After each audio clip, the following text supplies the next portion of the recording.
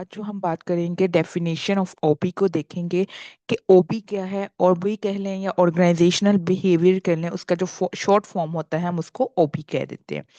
अच्छा, आपके सामने एक डेफिनेशन लिखी हुई है, ऑर्गेनाइजेशन बिहेवियर ऑफन एब्रीविएटेड ओबी, यानी कि उसको एब्रीविएट किया जाता है ओबी के साथ, is a field of study that investigate the impact that individual groups and structure have on behavior within organization. ठीक है, for the purpose of applying such knowledge toward improving an organization's effectiveness। दो word से मिलकर बनता है, एक है organisational, एक है बिहेवियर। अगर ऑर्गेनाइजेशन की बात करें तो ऑर्गेनाइजेशन क्या कहती है, group of people working together to achieve some common goals.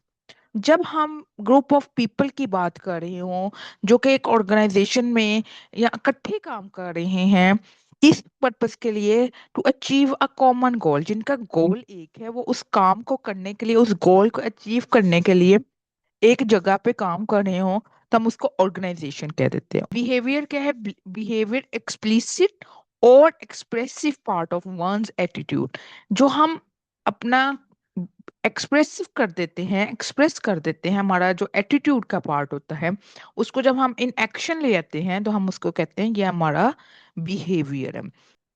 ये हम सब क्यों करते हैं, इनको पढ़ना क्यों जरूरी है, ताकि हम ऑर्गेनाइजेशन इफेक्टिवनेस, हम जो हमारी ऑर्गेनाइजेशन की इफेक्टिवनेस है हम उसको इम्प्रूव कर सकें, हम उसकी एफिशिएंसी को इम्प्रूव कर सकें। तो ये हमारा जो सारा इन लोगों को पढ़ने का पर्पस है कि हम लोगों के एक्सप्रेसिव पार्ट ऑफ एटीट्यूड को पढ़ें, उनको देखें। क्यों देखें, ताकि हमारी ऑर्गेनाइजेशन की जो एफिशिएंसी है वो इम्प्रूव हो सके, इन लोगों के जो एक जगह पे काम कर रहे हैं। ये थी डेफिनेशन ऑफ ओबी।